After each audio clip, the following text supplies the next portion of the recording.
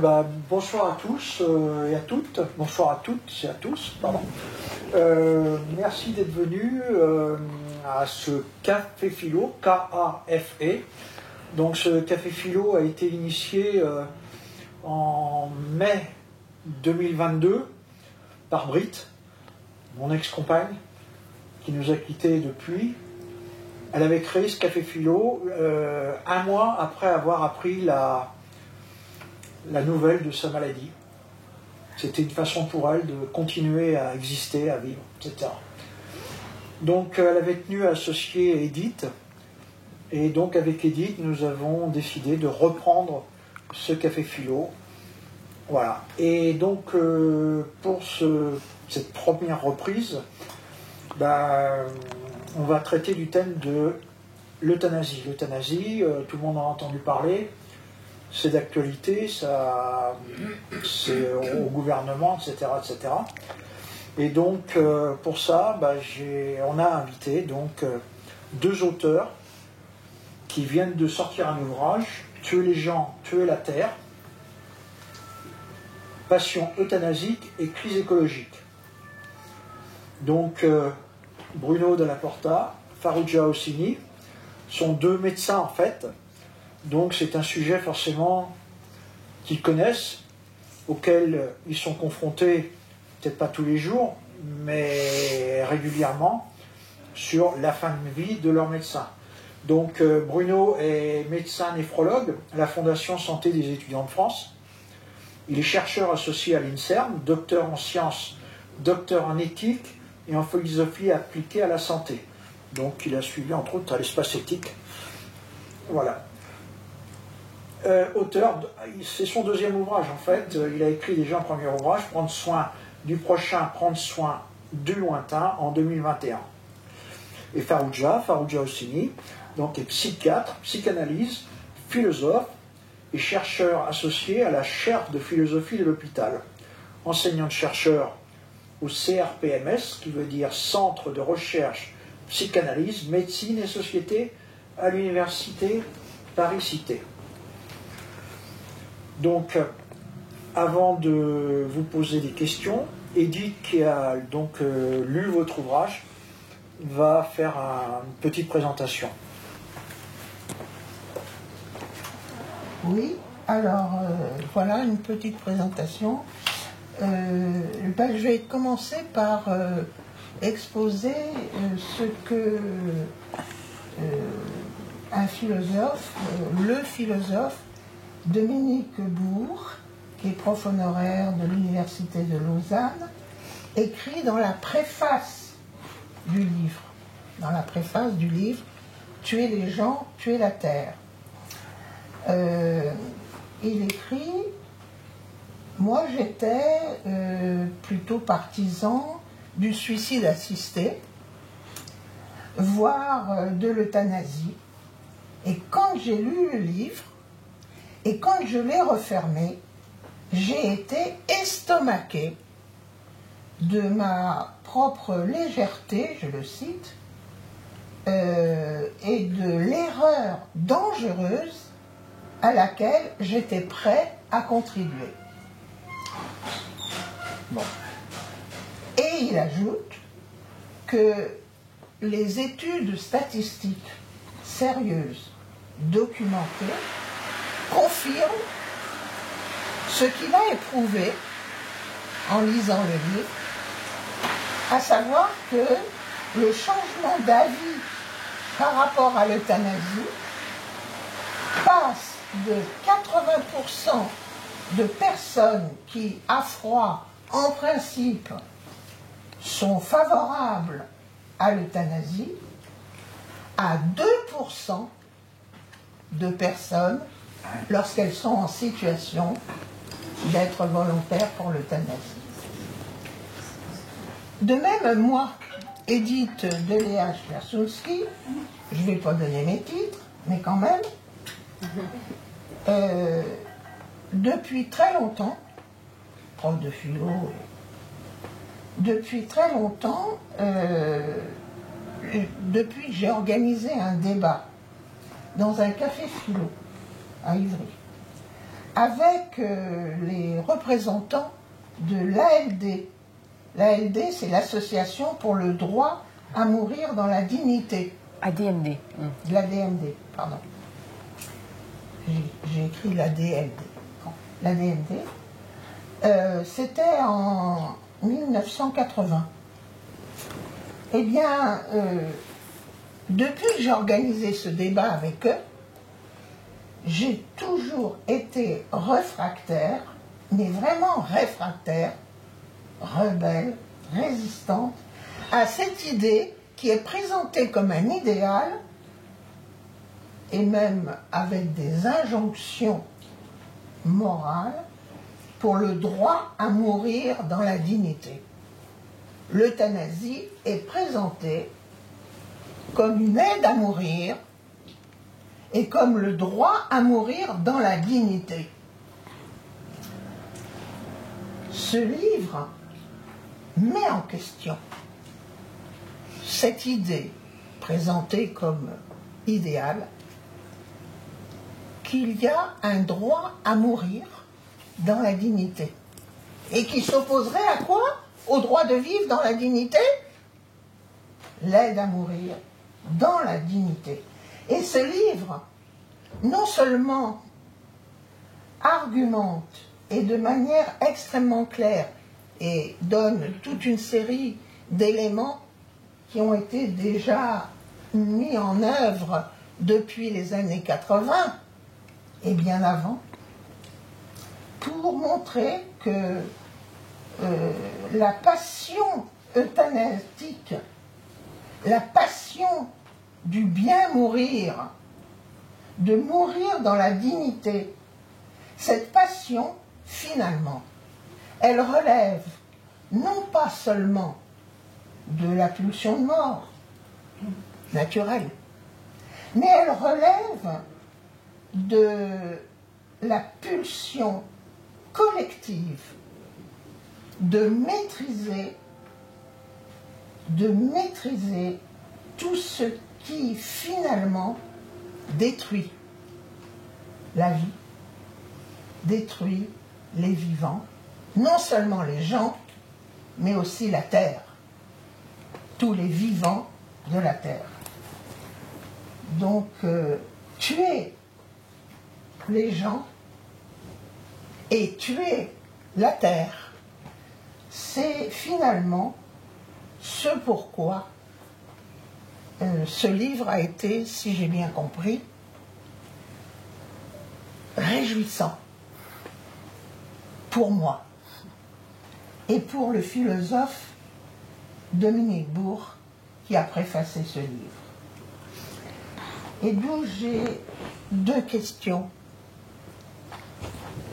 Ma première question, c'est comment expliquez-vous qu'au XXe siècle, l'interdit de tuer, le « tu ne tueras pas », primitif, ancestral, traditionnel, usuel, qui est à la base de toutes les sociétés humaines, comment se fait-il qu'il est devenu aujourd'hui, au XXIe siècle, le droit de tuer et les gens et la terre? Comment cela se fait-il? C'est ma première question. Ma deuxième question, c'est comment peut-on, et vous le faites excellemment dans ce livre, distinguer le droit au suicide et le droit de tuer, qu'il faut distinguer. Ma troisième question, liée à ce que vous appelez la crise écologique, la crise, c'est-à-dire la maladie écologique. Est-ce que nous sommes dans un monde nouveau, transhumaniste, transhumain, qui rend possible les états inédits de l'humain sans limite, selon le principe tout ce qui est possible techniquement est permis. C'était déjà développée par les philosophes, historiens et scientifiques comme Gilbert Ottois et autres des années 1980-1990. Et enfin, ma quatrième question, c'est la dernière. Ouais, mais tu aurais pu les poser. Ouais, vas-y. C'est la dernière. Est-ce qu'on peut distinguer, et comment, éthique et morale dans ce monde nouveau dans lequel nous vivons? Hans Jonas propose l'éthique.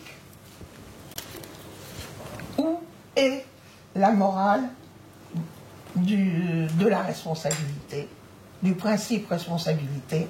Vous y faites allusion à la fin du livre en soulignant le fait que la distinction éthique et morale, Ricoeur le disait déjà,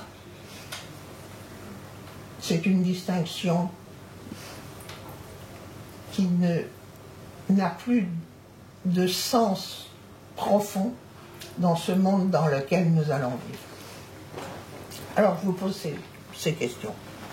D'abord, bonjour à tout le monde, à tous, et merci beaucoup pour l'invitation. Bonjour, et merci encore.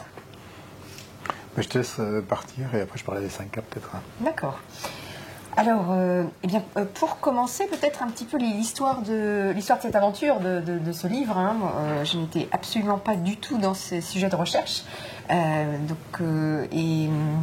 Travaillant plutôt d'ailleurs avec Bruno également sur l'imagination notamment. On a animé tout un séminaire sur cette question, sur les changements de paradigme aussi, de civilisation. Et puis un beau jour, Bruno arrive en disant top, arrête tes travaux, il se passe quelque chose de grave d'un point de vue sociétal, d'un point de vue civilisationnel.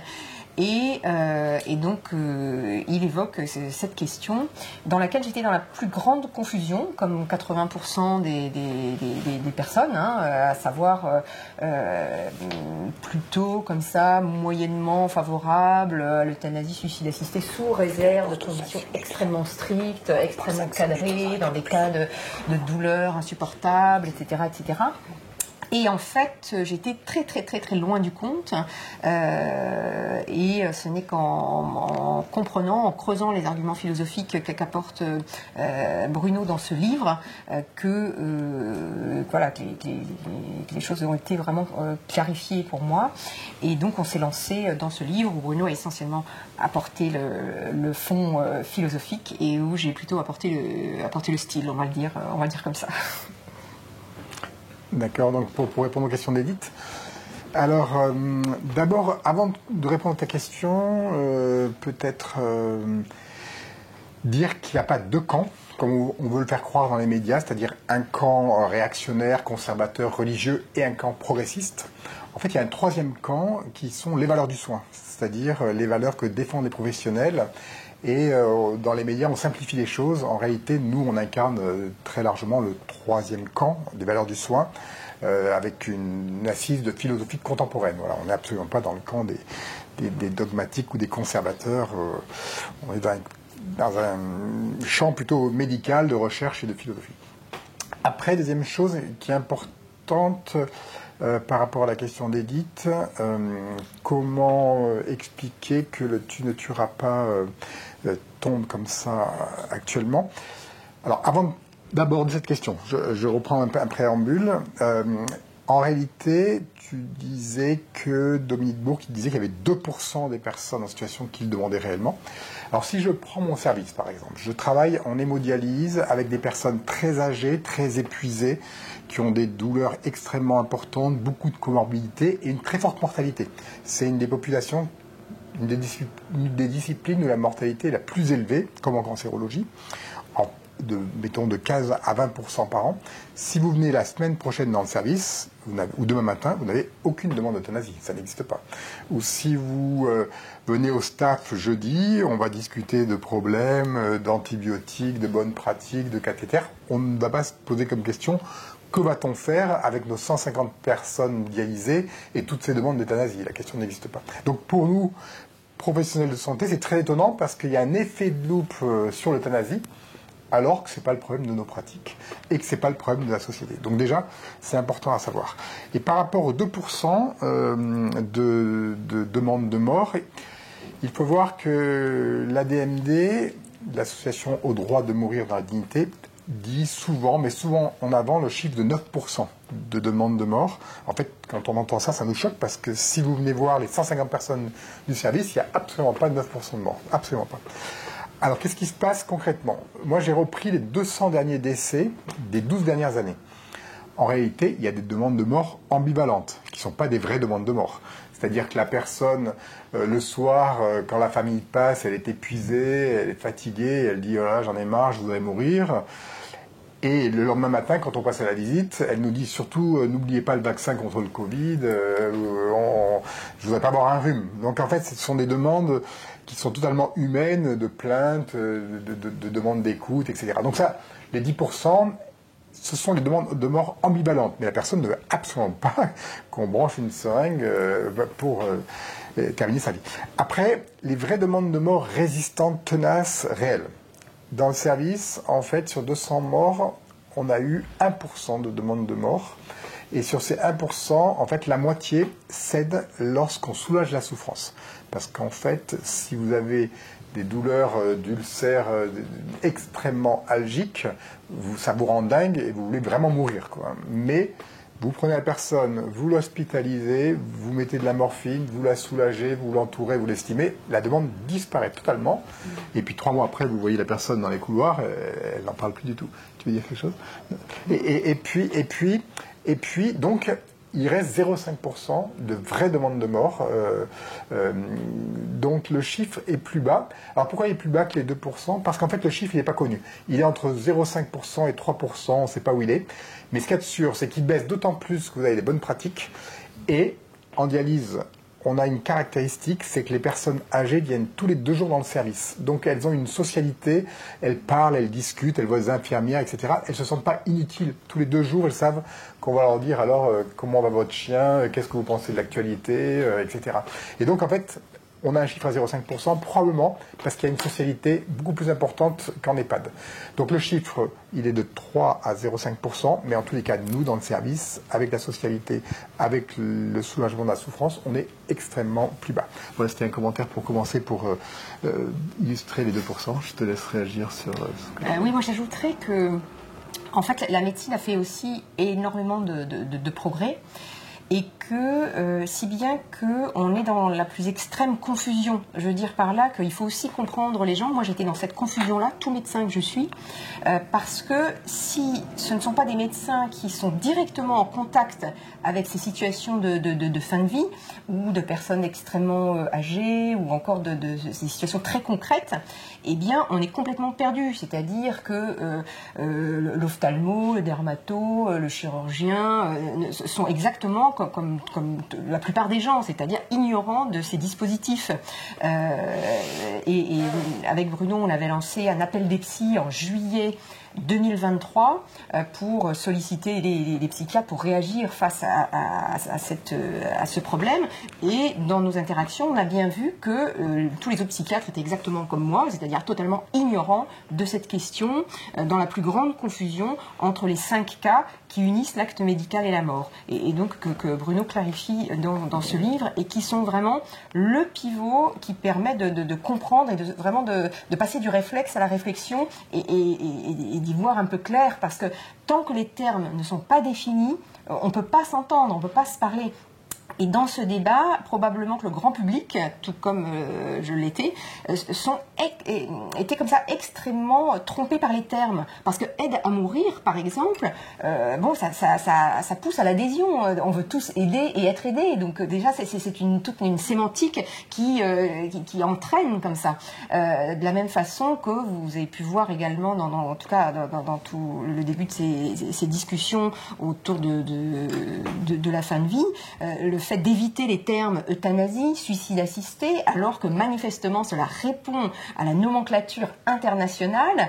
Donc je veux bien qu'on fasse une loi à la française, comme disait le président Macron, mais si une loi à la française est de changer la définition des mots internationalement reconnus, et même reconnus par la DMD elle-même, c'est-à-dire vraiment par les plus forts partisans de ces projets de loi, c'est vrai que ça pose problème. Donc définissons bien les termes, clarifions les 5 cas qui unissent l'acte médical et la mort, et ensuite on peut discuter.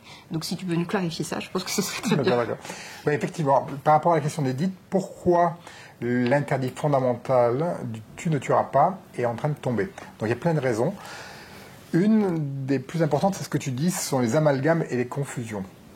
En fait, Aide à mourir, c'est un grand brouillard qui nous enfume tous et qui est proposé par Emmanuel Macron, par la ministre Catherine Vautrin. Alors, Aide à mourir, ça nous enfume tous parce que c'est pas du tout ça dont il s'agit. En fait, il y a 5 situations qui relient le médecin et la mort. Et ça, c'est extrêmement important. C'est le plus important. Et c'est seulement la philosophie contemporaine qui peut le mettre à jour. Premièrement, vous avez l'abstention. Vous ne transférez pas en réanimation une personne de 95 ans qui a une grippe évoluée, parce que vous savez qu'allongée sur le ventre, elle ne tiendra pas, et donc vous accélérez la mort. Deuxièmement, vous avez l'antalgie. Si une personne a des métastases osseuses extrêmement douloureuses, vous pouvez prescrire de la morphine au risque d'accélérer la mort, ou des sédatifs puissants. Donc 1, abstention, 2, antalgie, 3, limitation et arrêt de traitement. Il y a ce qu'on appelle les limitations et arrêts de traitement. Vous pouvez arrêter un traitement vital dès lors qu'il est inutile ou disproportionné au risque d'accélérer la mort. Une personne dialysée, par exemple, on peut être amené à arrêter la dialyse au risque d'accélérer la mort. Quatrièmement, vous avez le suicide assisté. Dans ce cas-là, vous remettez à la personne un poison qu'elle va elle-même absorber ou une perfusion qu'elle va déclencher. Et cinquièmement, vous avez l'euthanasie, où là, le médecin provoque délibérément la mort en injectant une substance mortelle. Ce qu'il faut voir, c'est qu'il y a en fait un crescendo dans la gravité morale de ces 5 actes, à la fois quantitatif et qualitatif. Alors, je m'explique. On a donc dit 1, abstention, antalgie, arrêt de traitement, suicide assisté, euthanasie. Ce qu'il faut voir, c'est que le 1 est moins lourd moralement pour celui qui le pratique que le 5. Et le 5 est plus lourd que le 4, etc. Donc il y a un crescendo moral. Et deuxièmement, il y a une rupture qualitative entre le 1, 2, 3 et 4, 5. C'est-à-dire que le 1, 2, 3, en fait, la personne va mourir du fait de la maladie. Par exemple, si vous arrêtez un traitement ou si vous mettez des antalgiques, en fait, elle va mourir du fait des choses. Et donc, l'intégrité morale du professionnel de santé peut attaquer. Si vous ne commencez pas une 5e ligne de chimiothérapie dans un cancer, en réalité, 3 ans après, la nuit, si vous y repensez, vous dormez bien. La personne est morte du fait de la maladie, vous ne l'avez pas inventée. En revanche, dans le cas 4 et 5, suicide assisté et euthanasie, c'est l'humain qui fait quelque chose à l'humain. C'est l'humain qui provoque quelque chose chez l'humain. Et il faut voir que dans ce cas-là, l'intégrité morale du professionnel est terriblement perturbée. C'est un acte absolument différent. Le cas 4 et 5 donc, représente 1% des cas, on va dire, c'est très rare. Et dans ce cas-là, si vous faites une euthanasie, il faut bien réaliser que vous branchez la seringue, vous appuyez sur le piston, vous comptez 1, 2, 3, 4, 5, il n'y a plus personne. C'est vraiment une condamnation. Si j'arrête un traitement de dialyse, la personne va vivre quelques heures, quelques jours, les proches seront là, on va discuter, échanger, il y aura des réconciliations, des pleurs, des chagrins, des moments voilà. Et donc, pour un professionnel, ça n'a rien à voir d'avoir un regard et de le condamner en 5 secondes par rapport à un accompagnement de quelques heures, quelques jours, où des choses humaines se créent.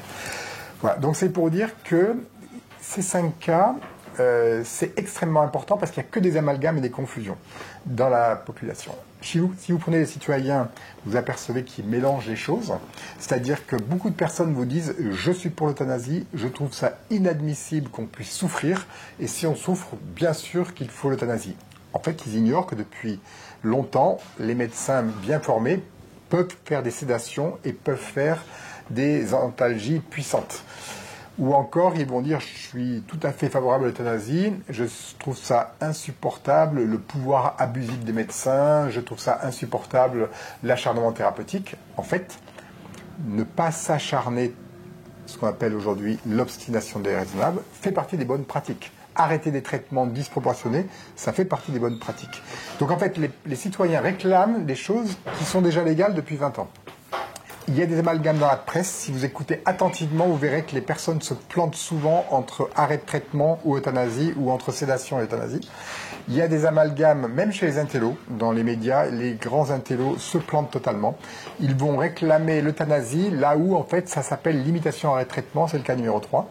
Emmanuel Macron, c'est quand même incroyable, avec Catherine Vautrin, disent non, ce n'est pas une euthanasie, ce n'est pas un suicide assisté, c'est une aide à mourir. Or, il parle clairement du 4 et du 5.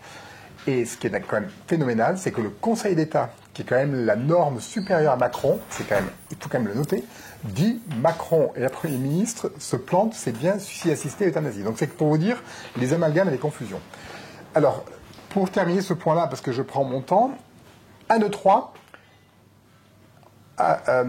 abstention, antalgie, arrêt de traitement, c'était possible depuis 2005. C'est la loi de Leonetti du 22 avril 2005. 4-5, c'était interdit depuis 2005. La loi Leonetti de 2005 est une très grande loi. C'est probablement la plus grande loi qu'il y a sur la planète. Malheureusement, elle n'a pas été enseignée, elle n'a pas été transmise, les médecins n'ont pas compris, il y a très peu de gens qui la maîtrisent, les citoyens ne s'y retrouvent pas. Et donc, on est passé à la loi de 2016, qui est la loi Claes-Leonetti. Je m'attarde un peu, je parle un peu longtemps, parce que c'est important après ce point-là. Donc, qu'est-ce qui s'est passé ? En fait, c'est comme si vous avez un match de football ou un jeu, vous ne donnez pas les règles du jeu aux personnes, et comme personne ne sait jouer, vous décidez de changer les règles. Donc on est passé de 2005 à 2016. Qu'est-ce qui s'est passé ? Ça va être un peu technique, mais c'est extrêmement important. Il faut que je vous parle du double effet. Le double effet, c'est quoi ? C'est qu'en fait, vous pouvez vouloir un effet bénéfique au risque d'un effet maléfique. En fait, c'est un problème de philosophie morale qui a été mis en place par Thomas d'Aquin au XIIIe siècle. Par exemple, lors de la Seconde Guerre mondiale, le général Eisenhower aux États-Unis décide de libérer l'Europe de l'Allemagne nazie. Donc son intention, c'est de libérer l'Europe.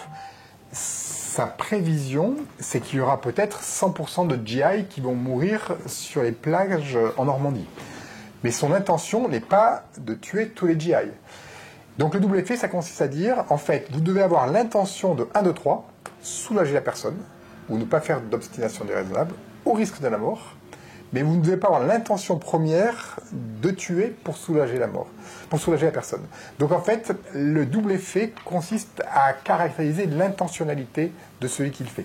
Si par exemple, ça devient insupportable pour une personne des traitements disproportionnés, on va arrêter parce que l'intention est de le soulager du fardeau trop lourd qu'il a porté, au risque de la mort. Donc ce double effet était totalement respecté dans la loi de 2005. 1, 2, 3, et le double effet était là.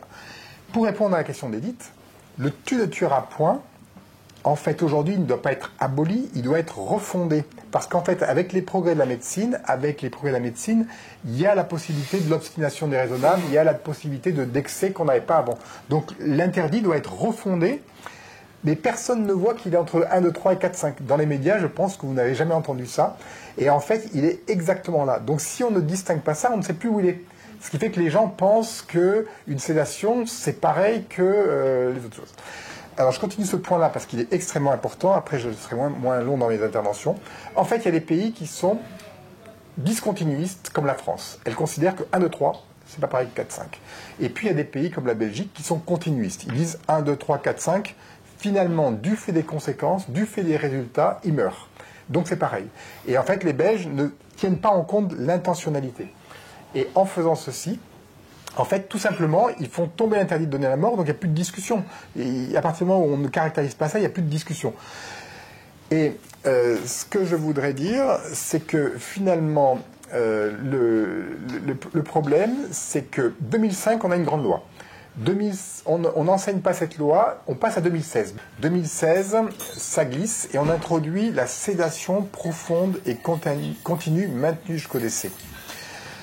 Donc là, je ne vais pas être très précis, je vais faire un peu une simplification pour qu'on se comprenne. En fait, quand elle est pratiquée par des très bons médecins très spécialisés, ce qui est exceptionnellement le cas, elle respecte totalement la limite 1, 2, 3, 4, 5.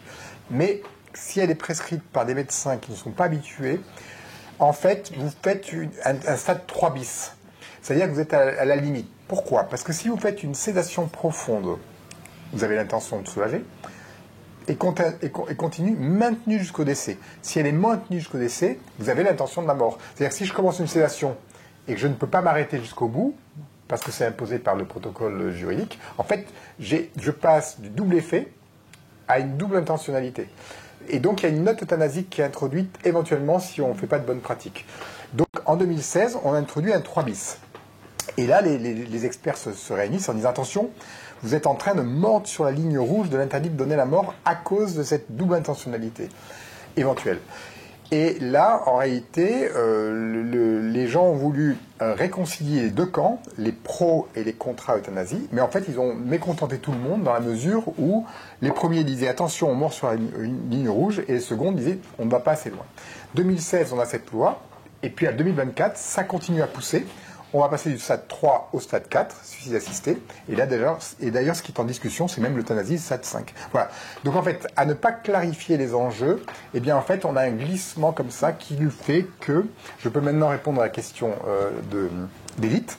Comment se fait-il que cet interdit multimillénaire soit en train de tomber? Une des explications, c'est qu'avec les progrès de la médecine, on ne sait plus où il est, et qu'il faut le refonder avec de la philosophie contemporaine, et qu'il faut, une fois qu'on l'a refondé, eh bien, faire en sorte que la démocratie forme les médecins, parce que comment des citoyens peuvent-ils s'y retrouver si même la grande majorité des médecins ne s'y retrouvent pas, quoi. Voilà, donc en fait, c'était pour répondre à cette question de façon un peu longue, mais c'est important de voir que qu'est-ce qui se passe aujourd'hui. Je finis après avec ça, c'est qu'en fait, tous les médecins en relation avec les conditions de la mort, les gériatres, les néphrologues, les soins palliatifs, les oncologues, ça, qu'est-ce qu'ils veulent? Ils veulent qu'on forme les médecins à 1, 2, 3, bien soulagés, bien accompagnés, bien estimés, et surtout qu'on ne fasse pas 4, 5 parce que c'est exceptionnel. Et ce qu'ils veulent également, c'est que la France soit dotée de bonnes pratiques sur tout le territoire. Or, il y a une vingtaine de départements qui n'ont pas d'unité de soins palliatifs, et il y a environ 650 000 morts par an en France. Il y a 300 000 personnes qui ont besoin de soins palliatifs, or 150 000 seulement y ont accès. Donc il y en a 150 000 qui n'ont pas accès. Donc qu'est-ce qu'ils disent? Ils disent tout simplement, faisons bien 1, 2, 3, et distribuons les moyens sur le territoire, et surtout n'allons pas faire sauter cet interdit pour des raisons qu'on verra après. Voilà, j'étais un petit peu long, mais c'est très important de comprendre ce contexte historique. Or, la confusion, les amalgames, la non-connaissance précise de ce qu'était la loi Claes-Leonetti, de ce qu'est le projet de loi aujourd'hui, etc. D'accord. Mais reste que vous interrogez X, Y, un cher qui vient de disparaître ou un cher qui va disparaître, un ami, un amant, etc., qui vous dit ben moi, je veux continuer d'exister et je veux mourir dans la dignité, je veux continuer d'exister de manière digne et je veux mourir dans la dignité. Il y en a des gens autour de nous et autour de vous qui le disent. Et c'est pas parce qu'ils ne connaissent pas, il y a cette espèce de discours qui est intériorisé, selon lequel, bon, il faut continuer d'exister. Et donc, il faut, pour continuer d'exister, le problème c'est de finalement accepter que je puisse mourir comme je le veux. Comme je le veux. Bon.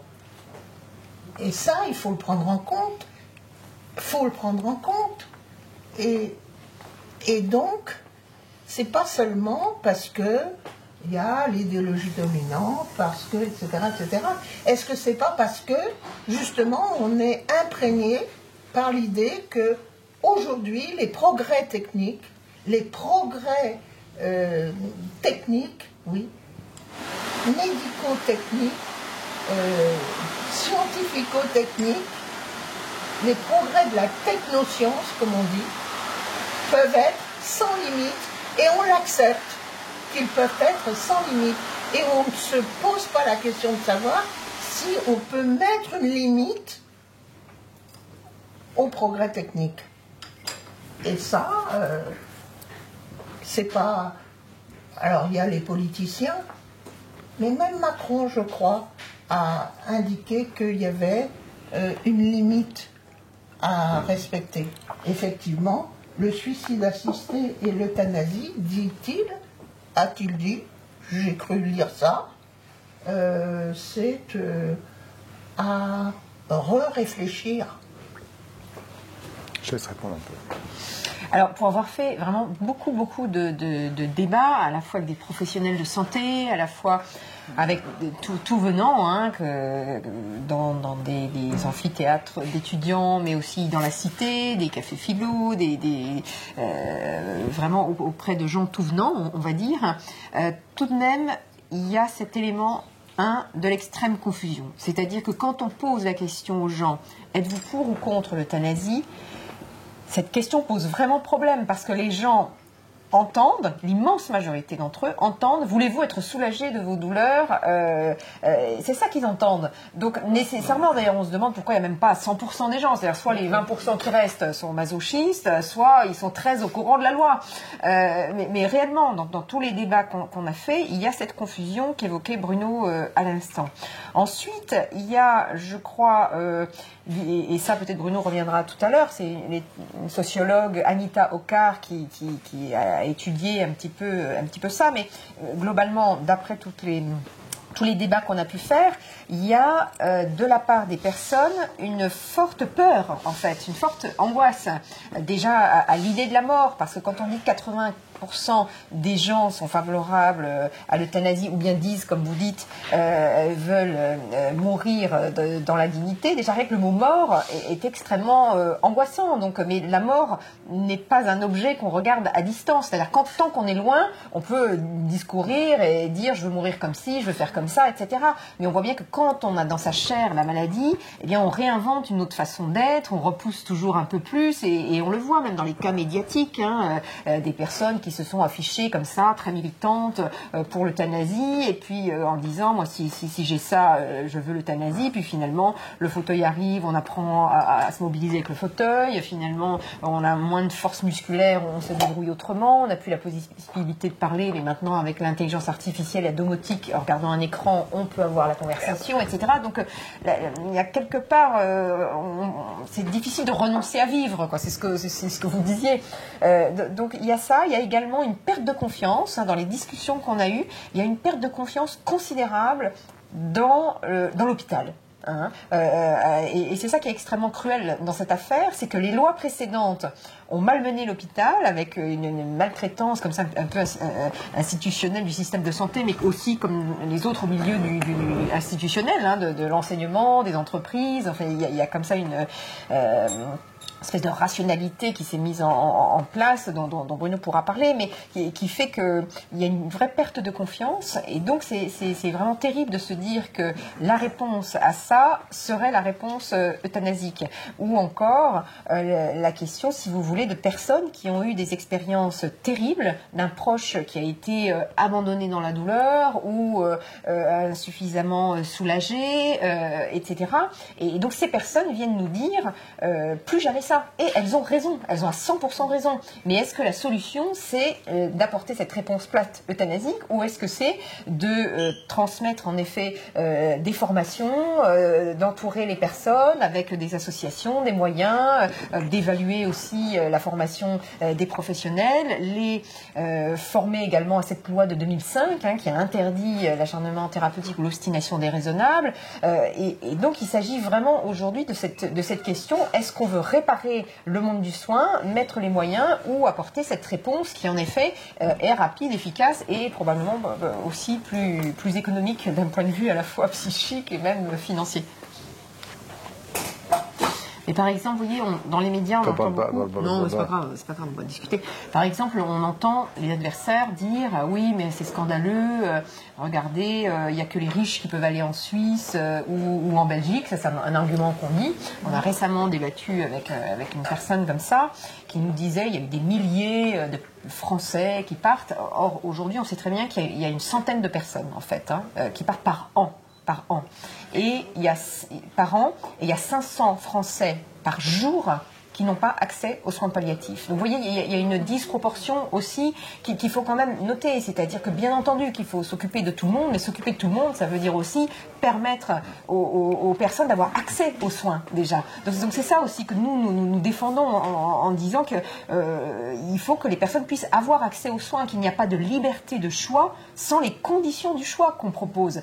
J'ai appelé récemment un centre antidouleur et je vous recommande de faire la même chose, un centre antidouleur de référence. Il n'y a pas de rendez-vous avant 6 mois minimum. 6 mois minimum. Rendez-vous compte que ce qu'on nous propose là, ce que moi j'appelle les PMP, les protocoles de mort programmée, à la demande de la personne sous certaines conditions, mais je trouve que c'est beaucoup plus honnête que de dire aide à mourir. Et donc les PMP vont être accessibles beaucoup plus rapidement. Là, les délais sont, au moment où je vous parle, sont en cours de discussion, mais on parle de 48 heures pour changer d'avis, de quelques semaines pour mettre en place ça. Quand on pense que certaines personnes ne vont pas avoir accès aux soins avant des mois, c'est quand même extrêmement injuste. Donc on parle d'une loi de liberté, d'une loi de fraternité. La liberté doit considérer l'écosystème de la personne, c'est-à-dire où elle vit, comment elle vit, est-ce que sa précarité sociale, est-ce que ne fait pas qu'elle veut demander à mourir, parce que là encore, on peut vouloir demander à mourir parce qu'on a des douleurs, mais aussi parce qu'on est seul, parce qu'on n'a pas de moyens, parce que quand on a la SLA, on n'a pas les sous pour changer sa baignoire en douche, parce qu'on n'a pas accès à un fauteuil suffisamment correct pour pouvoir se mobiliser et que le monde soit rendu habitable.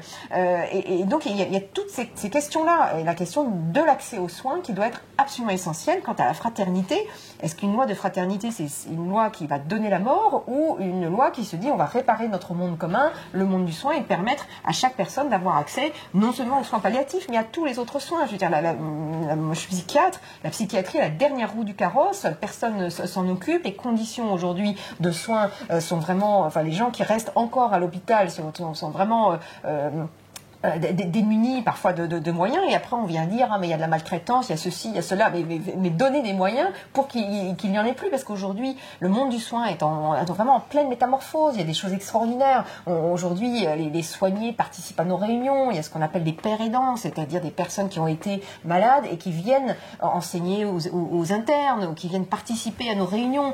Il y a des associations, il y a des thérapies non médicamenteuses, de l'hypnose antalgique, de l'art-thérapie. Il y a des tas de choses qui s'inventent. L'hôpital est en train de s'ouvrir avec un monde qui devient comme ça transversal, transdisciplinaire, et on veut y apporter cette injection fatale qui n'est évidemment pas ce dont le monde du soin a besoin. Donc c'est là où, si vous voulez, quand on se glorifie d'une loi de fraternité, je pense qu'il faut quand même requalifier les choses du côté de l'accès aux soins en particulier, et à la prévention aussi, et à l'accès à la santé, tout simplement. La santé globale, quand on sait que non seulement la précarité fait que vous avez moins accès aux soins, mais la précarité fait que vous avez aussi des maladies plus que les autres, parce que vous vous alimentez pas pareil, parce que vous n'avez pas accès de la même façon, etc. Donc la fraternité, l'égalité, elle est dans le fait de reconsidérer c'est quoi la santé globale. C'est pas la santé que la santé du corps, c'est également la santé de nos relations, de notre environnement, et c'est en cela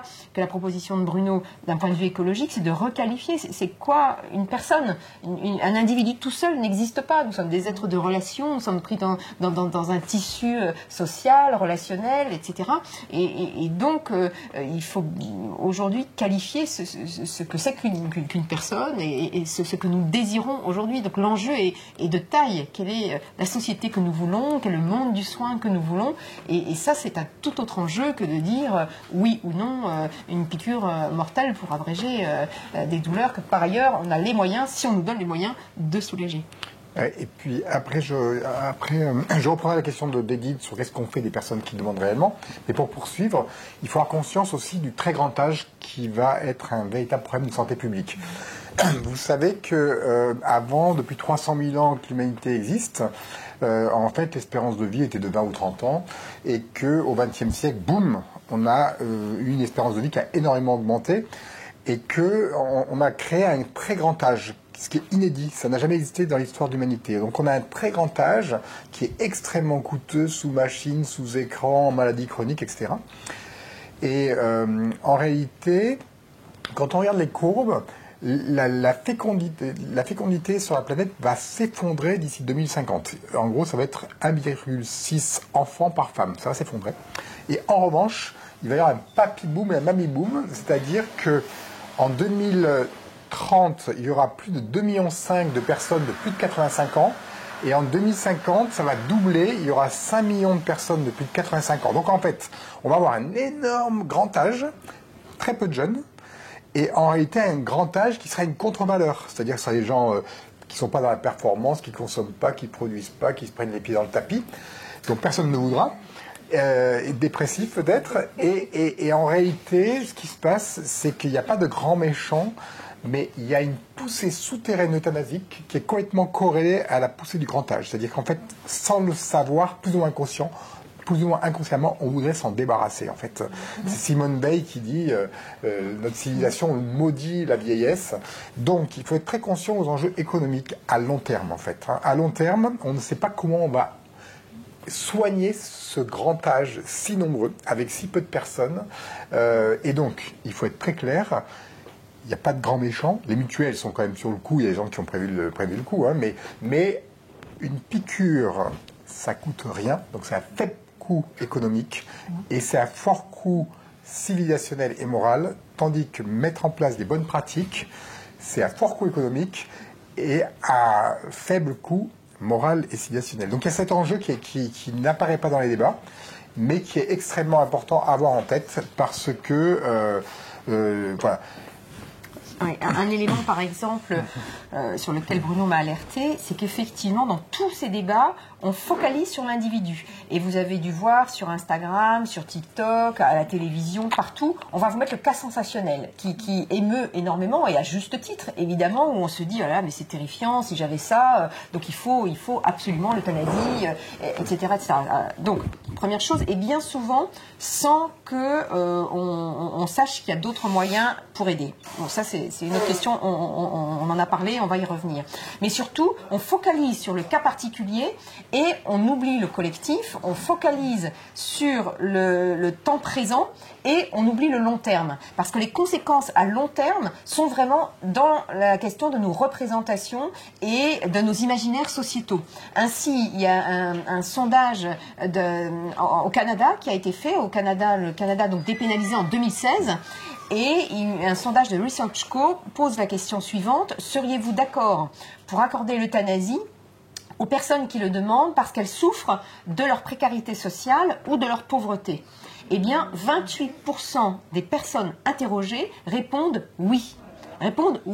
Donc, ils ont dépénalisé en 2016 et en fait, ils ont transformé leurs références normatives. Ce sont des agents moraux. Je veux dire par là, comme dit Bruno, c'est des gens comme vous et moi, mais c'est juste qu'ils ont transformé leurs repères et leurs normes. Et donc, il est à présent tout à fait admis qu'on peut mourir, qu'on peut décider de mourir parce qu'on l'a décidé, parce qu'on souffre, et que la souffrance c'est quelque chose de subjectif, et quelles qu'en soient les raisons, puisqu'après tout, on souffre. Donc vous voyez bien que les conséquences à long terme sont considérables, ça modifie totalement notre représentation collective, et dans ce cas, plutôt que d'éliminer la précarité, eh bien on trouve normal d'éliminer les précaires. Donc c'est pourquoi, vraiment, c'est toute une philosophie générale en termes de représentation sociétale, et que ce n'est pas tout ce qu'on entend dans la presse, ou dans les témoignages, par exemple, de ces personnes qui militent, et qui disent mais ça n'obligera personne, c'est ma liberté, ça n'aura aucune conséquence sur les autres. Mais bien sûr que si, ce sont ce qu'on appelle les implicites.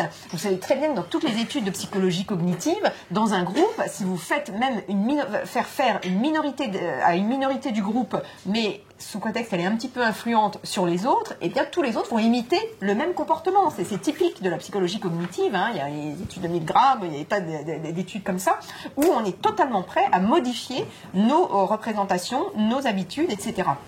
Première chose, donc c'est les implicites, et puis c'est les conséquences, en effet, à long terme, en termes de représentation, et pour ceux qui nous suivent, parce que on abordera tout à l'heure la question du suicide, mais comment est-ce que vous pouvez défendre que je veux mourir quand je veux, au moment où je l'ai décidé, et en même temps faire une prévention auprès de la prévention suicide, quoi. Par exemple, il y a évidemment un recoupement et une concurrence entre ces deux éléments. Oui, et alors, donc, je vais revenir à la question d'Edith, qui va demander une clarification à deux un peu plus longue, qui est importante. Qu'est-ce qu'on fait des personnes qui veulent vraiment mourir? Alors, je relis ce que disait Farouja, il faut bien distinguer les bien portants qui veulent mourir par anticipation, mais en fait qui disent ça et qui ne le demanderont jamais après. Par exemple, il y a des études qui regardent la valeur des directives anticipées. Si vous prenez 100 personnes et que vous leur faites passer un questionnaire en leur disant, en leur évoquant des maladies de plus en plus graves, rhume, angine, diabète, dialyse, paraplégie, tétraplégie, locked-in syndrome, et vous leur dites combien de jours de vie vous êtes prêt à perdre pour cette situation. Donc en fait, la personne, angine, elle dit 0 jour de vie, diabète, ça va encore, et puis à paraplégie, elle commence à hésiter, tétraplégie, elles veulent tous arrêter de vivre, locked-in syndrome, qui est un syndrome où on est complètement paralysé, il n'y a que des œufs qui bougent, toutes veulent mourir. Si vous refaites le même questionnaire avec des personnes en situation, eh bien, rhume, ils veulent vivre, diabète, ils veulent vivre, dialyse aussi, tétraplégie, ils passent un an un peu difficile dans le tunnel, etc. Puis après, ils réinventent une vie différente, quoi. Et locked-in syndrome, c'est pareil. C'est-à-dire que les personnes atteintes de tétraplégie ou de locked-in syndrome ne sont pas suicidaires du tout. Donc ça veut dire qu'on n'est absolument pas compétent pour anticiper ce qu'on va vouloir souhaiter quand on aura réinventé une allure de vie dans ces situations. Donc, les bien portants dans la rue vous disent des choses qui ne correspondent pas du tout à ce qu'ils vont vivre en situation. Deuxièmement, les bien portants qui sont très actifs et très militants. Il y a une sociologue qui s'appelle Anita Ockar, dont tu parlais, qui a repris les courriers des personnes adhérentes à la DMD. Et en fait, elle s'aperçoit que ce sont souvent des personnes qui ont eu des proches victimes d'abandon médical. On les a laissés dans une chambre sans soins, avec des escarres, des cris, etc. Et donc elles se disent, plus jamais ça, il faut l'euthanasie. Ou alors ce sont des personnes qui ont eu des proches victimes d'acharnement thérapeutique, ou qui ont eu des proches, ils n'ont pas été aidés, entourés, ils n'en pouvaient plus, et ils disent, c'est insupportable, on n'a pas assez de moyens. Donc ces personnes-là, elles posent une bonne question. C'est insupportable la souffrance, l'acharnement thérapeutique.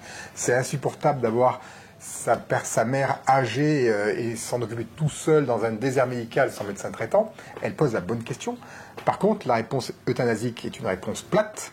Là où il faudrait une réponse épaisse, c'est comment on se donne les moyens pour entourer, estimer, soigner les personnes jusqu'au bout.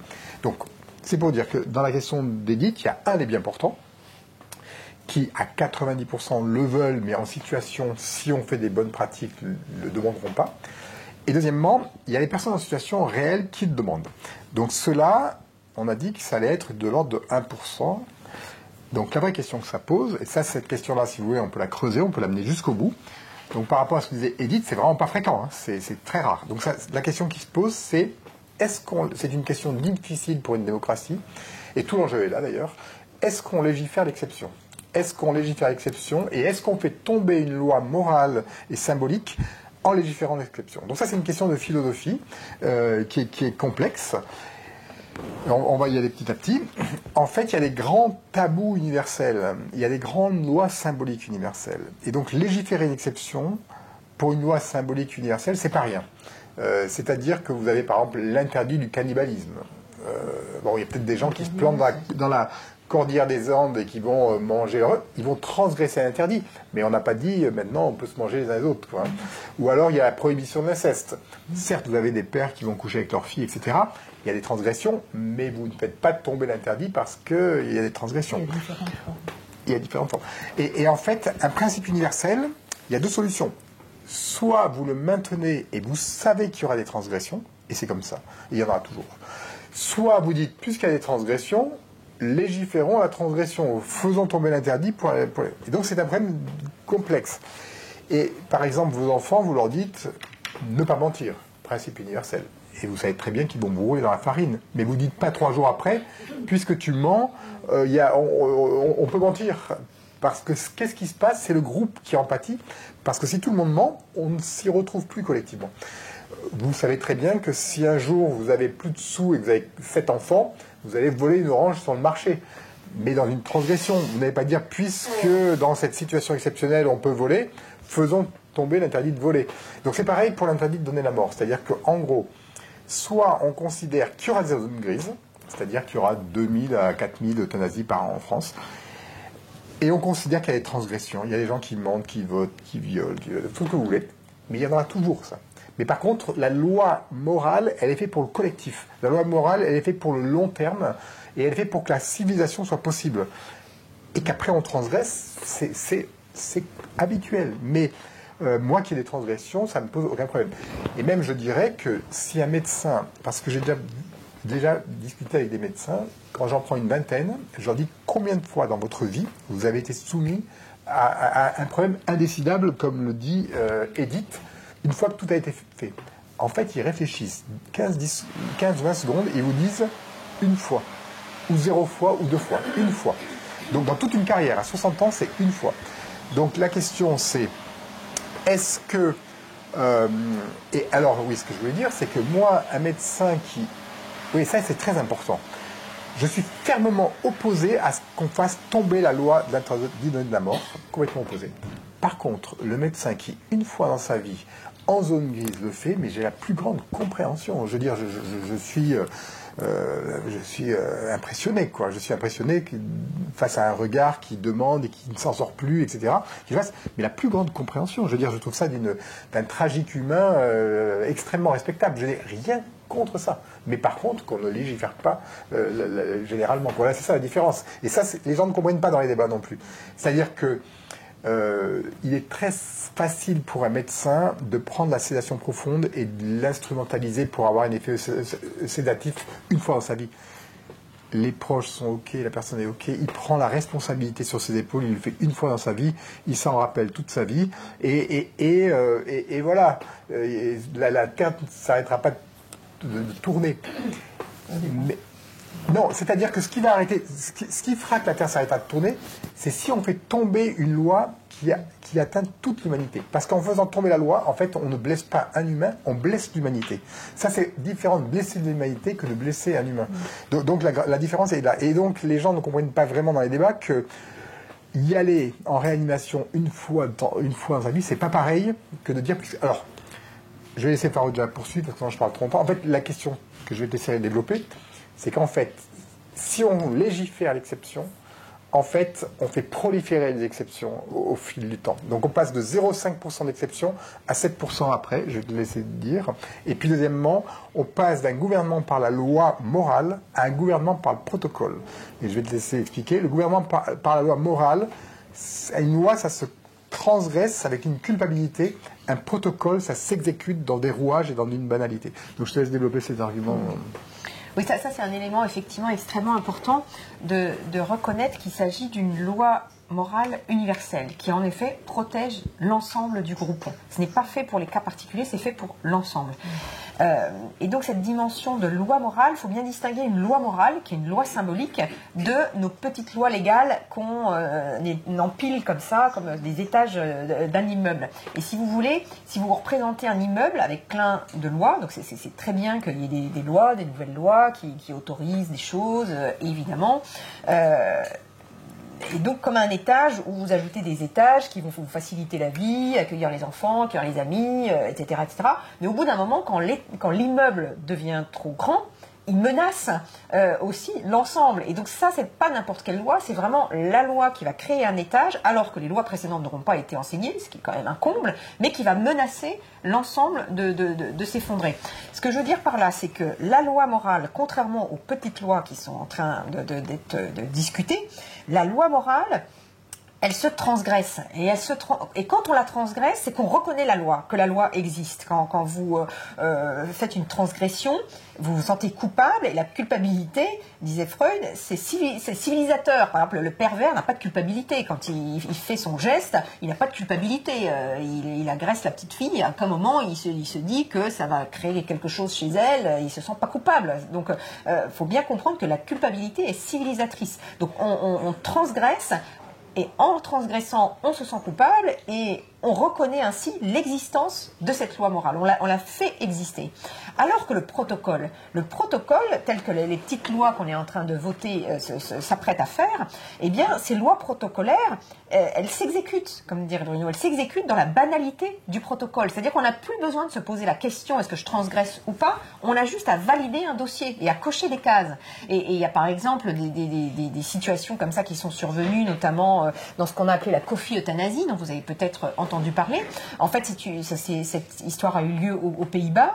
Une dame avait signé ses directives anticipées, dont on a parlé tout à l'heure. Donc la directive anticipée, c'est un document sur lequel vous inscrivez ce que vous désirez pour le moment venu, au moment de votre fin de vie, qui sont révisables, etc. Mais on pourra aussi discuter de cette question parce que c'est aussi très critiquable. Bref, cette dame écrit sur ses directives anticipées que le moment où il sera venu de la mettre en maison de retraite, eh bien qu'on l'euthanasie. Ce moment arrive, l'équipe d'euthanasieurs arrive à la maison. Et là, en fait, la dame, elle a certes des troubles cognitifs, mais elle montre plus du tout aucun désir de mort. Elle regarde les feuilles qui passent, elle mange sa mousse au chocolat, que sais-je, et elle n'est plus dans une demande active comme elle pouvait l'être tant qu'elle était bien portante et qu'elle se projetait dans cet état.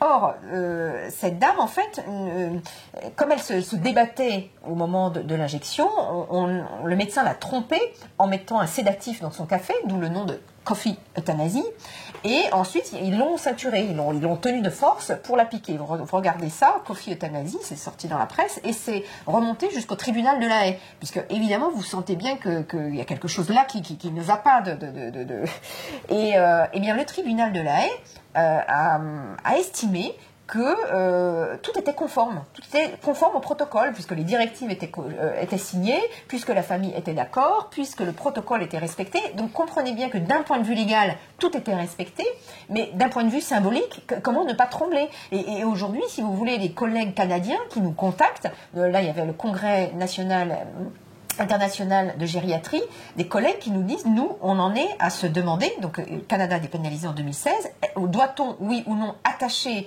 les gens pour les piquer quand manifestement ils n'ont pas de signe qui refusent l'injection, voyez-vous? Donc on en arrive à ça, c'est-à-dire pour quitter un tragique de ces 1% qu'on n'arrive pas à soulager, sauf effectivement à endosser la responsabilité individuelle du médecin qui transgresse, eh bien on arrive à des situations encore plus tragiques qui sont celles-ci. Donc vous voyez bien toute la différence entre l'application d'un protocole qui conduit au tragique dans la banalisation du protocole, et l'histoire, hélas, nous dit qu'on finit par changer ses normes et par appliquer le protocole sans se poser de questions. L'humain est capable de ça. C'est pour ça qu'on a besoin d'une loi symbolique qui nous interdit. C'est pas pour le plaisir de la culpabilité ou je ne sais quoi. C'est juste qu'il faut comprendre que nous avons une branche saine de notre humanité qui veut soutenir, qui veut aider, et nous avons une branche malsaine qui veut maîtriser l'autre, qui veut le tuer, qui a des pulsions de mort vis-à-vis d'une personne vulnérable, parce que quand on n'en peut plus, qu'on est fatigué, etc., qu'on a des désirs de mort sur l'autre, toute personne honnête qui a aidé réellement des personnes au long cours dans des situations difficiles ne peut que reconnaître ça. Tout aidant a vécu ça. Mais avoir l'envie de tuer, ce n'est pas la même chose que tuer réellement. Et donc l'interdit de tuer nous permet de bloquer cette branche néfaste, négative, et d'encourager la branche positive qui va soigner, etc.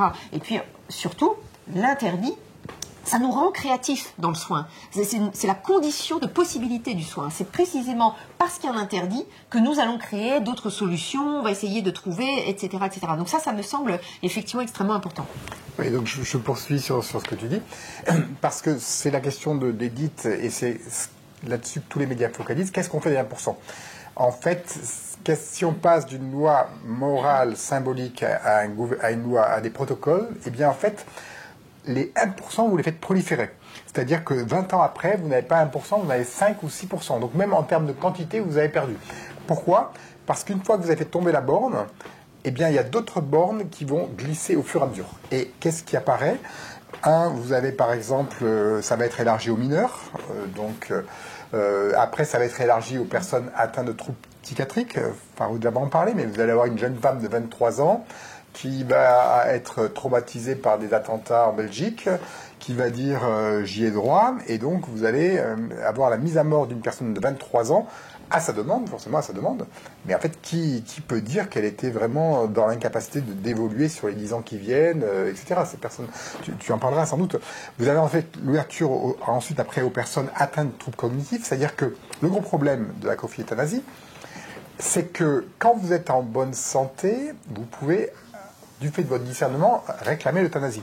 Mais quand vous avez des troubles cognitifs, on ne peut plus le accorder. Donc la seule possibilité, c'est de le marquer à l'avance. Et si on le marque à l'avance, comme on sait qu'il y a une immense plasticité d'esprit humain, on sait très bien que quand vous êtes en situation, ce que vous avez écrit n'est pas forcément valide. Mais c'est la seule solution. Un petit commentaire. Cette semaine, la loi va passer à l'Assemblée le 27 mai. Alors, j'attends une seconde, ça s'arrête ou pas ?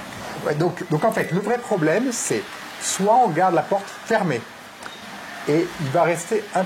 On va y revenir. L'interdit de donner un mort. Oui, la porte fermée. Soit on l'entrouvre, et si on l'entrouvre, en fait, elle finit grande ouverte 20 ans après. C'est mécanique. Parce qu'on va élargir aux mineurs, aux personnes atteintes de troubles psychiatriques, de troubles cognitifs. Les greffes aussi, c'est un gros problème. Vous avez des personnes qui disent, si je suis euthanasié, je veux qu'on récupère mes organes pour les donner à d'autres personnes. Donc maintenant, ils euthanasient des personnes avec récupération des organes pour les donner aux autres.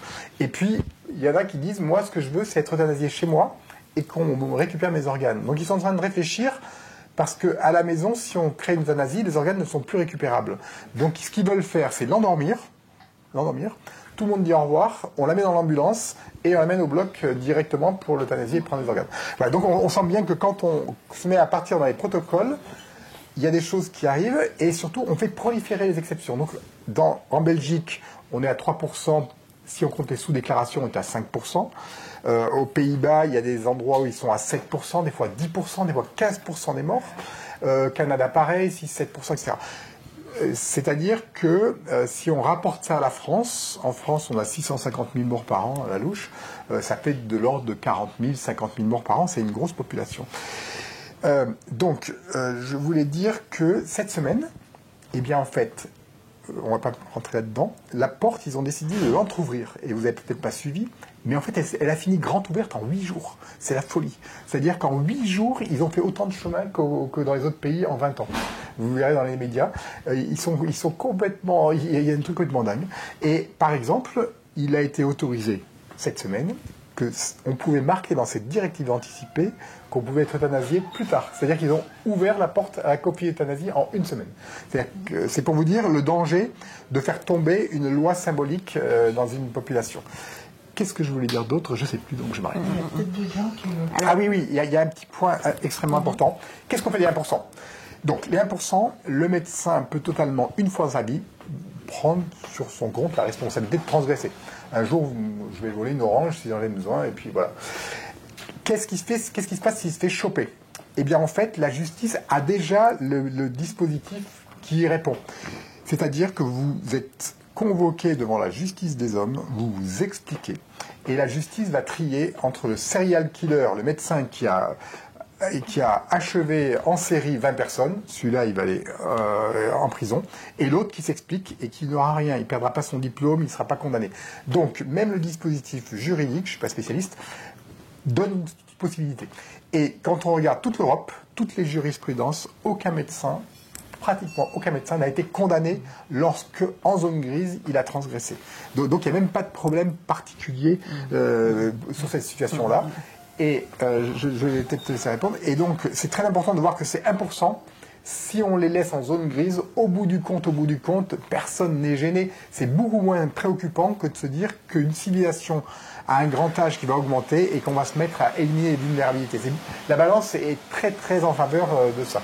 Qu'est-ce que je voulais dire d'autre? Je ne sais plus, tu veux peut-être réagir? Ça, c'est un élément très important parce que, si vous voulez, c'est dans les arguments des adversaires, entre guillemets, qui sont très activistes pour l'euthanasie, régulièrement, ce qu'on entend, c'est de toute façon, il y a plein d'euthanasie clandestine, il faut, puisque c'est clandestin, rendons-les visibles. Je fais juste un petit commentaire. Ouais. 2000 à 4000 euthanasies clandestines. Si on fait les calculs avec le Pays-Bas à la calculette, ça ferait du 40 000, 50 000. C'est-à-dire qu'en protocolisant, vous passez de 2 000 à 40 000. Vous ne les réglez pas du tout. Donc, je dirais que... Et effectivement, en fait, cette question des euthanasies clandestines n'est absolument pas réglée avec un protocole légal. Si vous allez sur le site tout à fait officiel de la Fédération de contrôle des euthanasies en Belgique, hein, le site est accessible, ils rendent chaque année leurs chiffres, etc. Les derniers, pour 2023, viennent de sortir. Eh bien, en fait, les collègues belges nous expliquent très clairement, il faut 4 jours ouvrés. D'abord, les contrôles ne sont pas faits avant, ils sont faits après, quand la personne est déjà morte. Hein. Donc, première chose, c'est des contrôles a posteriori. Donc, première chose. Deuxième chose, il faut faire la déclaration dans les 4 jours ouvrés. Quand vous voyez à l'hôpital, comme on est déjà débordé pour soigner les gens et qu'on a des paperasses jusque-là, vous vous doutez bien que les gens disent, de toute façon, il est mort, la famille est d'accord, je ne vais pas me rajouter en plus 1 heure de boulot. Donc, les collègues nous disent très bien que c'est sous-déclaré. L'autre chose, enfin, sur cette fameuse commission, c'est qu'il y a très très peu, plusieurs années déjà maintenant, que ça fait maintenant plusieurs décennies que la loi est passée, eh bien, il y a très très peu de dossiers qui sont passés au procureur du roi. Tout se passe très bien, tout se passe très bien. Mais il faut savoir que dans la commission, il y a 2/3 des personnes qui sont de l'ADMD, c'est-à-dire des activistes qui sont pros, donc évidemment que les dossiers douteux, vous en doutez bien qu'on n'en trouve pas beaucoup, et surtout pour que ça remonte, il faut qu'il y ait 2/3 de personnes. Donc en fait, ils ont réussi leur coup, à savoir pour sous-déclarer. Mais ça, à la limite, ce n'est que... Mais c'est pour vous dire que dans les médias, vous avez souvent cette expression-là, on l'a déjà entendu, Madame Carrère d'Ancos qui dit sur les plateaux de Télématin et partout, mais les médecins ont peur, tremblent de devoir être... S'ils sont pris, ils auront tous en prison. C'est archi faux. Puisque s'ils l'ont fait en situation, quand vient de l'expliquer Bruno, la justice est clémente quand la personne l'a fait en situation, a pris à sa charge la responsabilité, et particulièrement là, je peux vous dire, avec tout ce qui est en train de se passer. Moi, ce sur quoi je voulais insister par rapport à ce que... Je peux juste dire un petit point. En fait, en l'ABI 63, ou je sais plus, en tout cas, il y a une quinzaine d'années, les médecins se sont dit, est-ce qu'on peut faire une exception d'euthanasie? C'est-à-dire, est-ce qu'on peut, cette zone-là, en faire une exception pour que le médecin ne soit pas poursuivi? Mais en fait, le problème, c'est que juridiquement, c'est pas possible. On ne peut pas instituer le fait qu'on ne va pas poursuivre celui qui a transgressé. Donc en fait, cette piste-là, elle a été explorée parce que c'est là que ça coince, mais on ne peut pas. On ne peut pas dire, si on vole une orange, eh bien en fait, on ne peut pas l'écrire. Vous voyez ce que je veux dire. Donc ce point-là a été très discuté il y a une quinzaine d'années, mais il n'y a pas de solution, on ne peut pas l'instituer, on ne peut pas le couper. Alors, avant de prendre vos questions, parce qu'on va sûrement l'aborder, en fait, le grand problème avec ces projets de loi, c'est qu'au démarrage, ils vous disent les conditions seront strictes. C'est-à-dire et encadré. Hein, ça, c'est toutes les publicités qu'on voit sur Insta, etc. Vous disent formidable, avoir 18 ans, le décider soi-même, avoir son discernement, pas avoir d'antécédents psychiques ni cognitifs. Or, au bout de 5 ans, 10 ans, 20 ans, une fois que vous avez entrouvert la porte, comme dirait Bruno, elle s'ouvre entièrement. C'est-à-dire que les barrières qu'on s'était fixées, à partir du moment où vous faites sauter le verrou de l'interdit de donner la mort, eh bien, oh non, mais c'est même pas une dérive, hein, et là-dessus Macron est tout à fait honnête, ce n'est pas une dérive, c'est une suite logique, c'est la suite logique implacable du fait d'avoir enlevé cet interdit de donner la mort. Donc ça c'est extrêmement important, parce que ce n'est pas un glissement, ce n'est pas une peur que nous avons, c'est les faits qui sont réellement existants à l'étranger. Et donc en Belgique, ils s'étaient engagés, comme la France, à ne pas considérer les personnes qui souffrent de troubles psychiatriques ou psychiques. Eh bien, au bout de quelques années, c'est arrivé. Et alors aujourd'hui, on a du recul maintenant. C'est pour ça que cette loi de 2005 était absolument formidable et elle nous est enviée dans les pays étrangers. C'est que cette loi a fait barrage, si vous voulez, a tenu bon le barrage autant qu'elle a pu, pour nous laisser le temps de voir arriver toutes ces catastrophes qui arrivent à l'étranger. Donc aujourd'hui, on ne peut pas dire qu'on ne savait pas. On ne peut pas dire qu'il y a des pentes glissantes, qu'on a des peurs. Ça existe déjà. Donc ça me semble extrêmement important, parce que vous voyez bien, quand on achète un objet, une perceuse, un iPhone qu'on va réserver à un restaurant, on a tous toujours un œil sur les avis négatifs, quoi. Soyons honnêtes, on regarde tout ça. Eh bien, pourquoi est-ce que là, sur un sujet aussi grave que lever l'interdit de donner la mort, quand même, ce n'est pas rien, on ne va pas, plutôt que d'aller voir les gens qui disent tout se passe bien, pourquoi on ne va pas voir les gens qui nous disent, attendez, en fait, c'est l'entrée dans le tragique chez nous, il se passe ci, il se passe ça. Parce que comme on le disait tout à l'heure avec l'histoire du Canada, les gens qui disent ça se passe bien, si vous voulez, on finit par intérioriser le fait que c'est normal, voyez-vous. On finit par tout lisser et par tout banaliser. Donc ça, c'est un point vraiment extrêmement important parce que aujourd'hui, avec le recul, des études comme celle du professeur Ariane Bazan, par exemple, qui est professeur de psychopathologie, a étudié ça. Il y a également ici en France le docteur François Chastan qui a fait une thèse d'éthique récemment sur ces questions de suicide assisté, euthanasie à l'étranger. Eh bien, qu'est-ce qu'on retient ? Ces personnes qu'on euthanasie pour troubles psychiques, ce n'est évidemment pas des personnes délirantes. C'est pour ça que l'argument, si vous voulez, du discernement ne tient absolument pas. Ce sont des personnes qui ont tout leur discernement. Donc il y a un profil qui se dessine. Ce sont des femmes jeunes qui ont tout leur discernement, qui ont eu des antécédents de dépression, des antécédents de tentatives de suicide et des abus sexuels dans l'enfance, des polytraumatismes dans l'enfance. Je veux dire par là que ce sont des personnes, nous on les connaît, c'est ce qu'on appelle en psychopathologie des pathologies borderline, ou ce qu'on appelle état limite. C'est quoi? C'est des tunnels qu'on traverse à un moment donné de sa vie. C'est des tunnels qui peuvent être plus ou moins longs, extrêmement douloureux, où la personne veut en finir, en a marre, souffre terriblement. Et moi, pour avoir travaillé avec ces personnes, je peux vous dire que c'est très difficile. Mais qu'au bout du tunnel, une fois qu'elles ont traversé le tunnel, elles vous remercient. Elles vous remercient d'avoir tenu bon, de ne pas les avoir lâchées quand elles vous insultaient, que vous étiez bonne à rien, que vous n'étiez pas à la hauteur, etc., etc. Donc, évidemment qu'on a envie d'une chose, c'est qu'elles ne nous rappellent plus, ces personnes, quand elles vous insultent, etc. Moi, j'ai le cas de tas d'histoires comme ça. Mais notre boulot, c'est de tenir bon, justement, parce qu'on sait que c'est un tunnel et que quand elles veulent mourir, eh bien, on leur dit non, je serai là pour toi, je serai là pour vous, je ne vais pas vous lâcher. Parce qu'il y a des tas de ruses comme ça de nos inconscients. Moi, j'ai comme ça une histoire d'une jeune femme, enfin, elle a 40 ans aujourd'hui, et elle en avait 25 à l'époque, qui m'a dit témoigner, raconter mon histoire. Et donc, cette personne, je peux vous dire que c'était une époque où on ne donnait pas son portable. Hein, je peux vous dire, à cette époque-là. J'avais donné mon portable. Et donc, c'était les appels la nuit. Je suis sur le pont Alexandre III, elle est bourrée, je vais me jeter par la fenêtre, il fallait appeler les pompiers, trouver le voisin qui aurait le code pour appeler en bas. Enfin, vous avez des trucs vraiment incroyables où vous n'en pouvez plus. Vous n'en pouvez plus et vous vous demandez... ça se termine, quoi. Et en fait, vous tenez bon en lui disant « je ne te lâcherai pas ». Parce que ce sont des filles ou des jeunes femmes qui ont vécu des choses tellement horribles dans leur enfance, où le Sud est arrivé à l'Est ou à l'Ouest, etc., où elles ont eu des trahisons absolues, de choses qui n'auraient pas dû survenir, d'inceste, où elles ont fait confiance et où le monde s'est effondré sous leurs pas.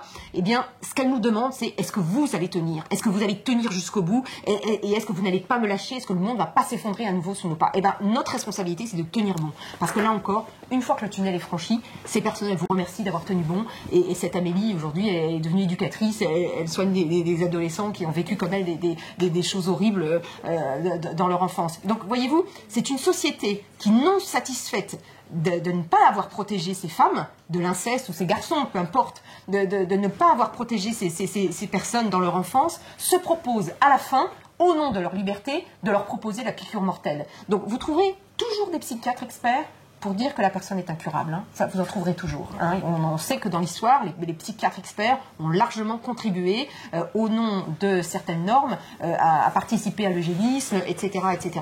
La question, si vous voulez, elle est profondément une question d'identité. C'est quoi notre identité? Est-ce qu'on est une identité close qui fait que je sais exactement qui je suis aujourd'hui et qui je serai demain, c'est-à-dire je peux écrire sur mes directives anticipées exactement la personne que je serai, ou est-ce qu'on est des identités ouvertes, en devenir, c'est-à-dire nous ignorons absolument ce que la maladie va faire de nous, comment on va réinventer des choses, comment on va se transformer, se réajuster, créer une nouvelle allure de vie. Et donc cette histoire est profondément quelle est, d'un point de vue philosophique, c'est quoi notre identité? Donc soit on dit que c'est une identité close et fermée, et dans ce cas, allons-y. Soit on dit non, on ignore absolument qui nous sommes en fait. Nous sommes des identités mouvantes, ouvertes à l'autre, ouvertes à ce qui va se passer, ouvertes aussi au milieu qui va prendre soin de moi ou pas.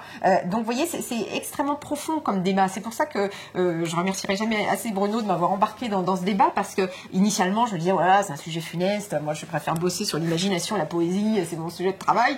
Et en fait, en travaillant ces questions grâce à lui, avec les points philosophiques qu'il a apportés, on voit qu'il y a tout, en fait, c'est toute notre humanité qui se déploie là, la question de l'identité, du temps, de notre rapport à la maîtrise, au collectif, à ce que nous voulons comme monde commun. Et donc, ça déploie des choses extraordinaires. Et pour nous, ce débat n'est pas seulement l'occasion de dire non à l'euthanasie, non à ces projets de loi, il est vraiment beaucoup plus vaste à dire quel monde commun voulons-nous, quelle nouvelle société fondée sur les valeurs du soin voulons-nous. Donc c'est une vraie proposition qu'on fait et pas seulement, on n'est pas seulement déploratif sur cette question, on est aussi imaginatif à nous dire il y a quelque chose d'extrêmement engageant et réjouissant à se dire qu'on va inventer autre chose. On va poser des questions, juste je fais une conclusion et après on pose des questions. En fait, là on n'a pas de contradicteur, donc c'est très facile pour nous de raconter tout ce qu'on veut et vous aurez raison de vous dire. Alors moi j'ai déjà fait 2 débats avec des personnes extrêmement compétentes, extrêmement féroces, etc. Au bout du compte, qu'est-ce que ça donne? Eh bien en fait, c'est récit contre récit, c'est monde contre monde. La personne a 100% raison et on propose 100% autre chose, c'est-à-dire qu'elle se base sur l'individu. Elles oublient le collectif, elles se basent sur la liberté, elles oublient la responsabilité à l'égard de nos vulnérabilités communes, elles se basent sur l'exception et elles protocolisent l'exception, là où nous on parle d'une loi morale, etc. Donc au bout du compte, c'est le camp classique moderniste de la modernité qui est mobilisé, de la liberté, alors que... Donc en fait, au bout du compte, c'est quel monde on veut pour les vulnérabilités, pour le grand âge, et quel monde commun on veut. Voilà, c'est ça ma dernière phrase. Alors maintenant, si vous avez des questions à poser... Ou des réactions, hein, ou des contradictions, ou pas d'accord, ou des oppositions. Oui, on a parlé des médecins, et comment... Est-ce que les médecins sont des militants de l'euthanasie, ou comment ils réagissent, comment ils se positionnent par rapport à tout ça? Est-ce qu'ils ont une position? Est-ce qu'ils font partie de ceux qui demandent l'euthanasie pour être dans une situation confortable? Alors, ouais, donc il y a plusieurs choses. D'abord, les médecins, la plupart ne sont pas formés parce qu'ils ont fait leurs études avant 2005, avant la loi Leonetti. Et les médecins ont, pendant leurs études de médecine, ont peut-être 5000 heures de biologie moléculaire, de génétique, etc. Et ils ont très très peu d'heures sur ces sujets-là. Donc le dermatologue, le cardiologue, le chirurgien, etc., il n'est pas compétent pour ce qui est des conditions de la mort. Ensuite, si vous prenez des personnes extrêmement compétentes en fin de vie, gériatres, hématologues, cancérologues, etc., soins palliatifs, là ça bascule complètement. Quand ils sont vraiment compétents, vous en avez 90%, je dirais, qui sont opposés totalement à l'euthanasie. Les plus favorables dans les personnes compétentes, ce sont les réanimateurs et les neurologues. Les réanimateurs, le pourcentage est plus élevé en personnes favorables parce qu'ils pratiquent déjà l'euthanasie. En fait, ils arrêtent les traitements, ils accélèrent un peu les doses.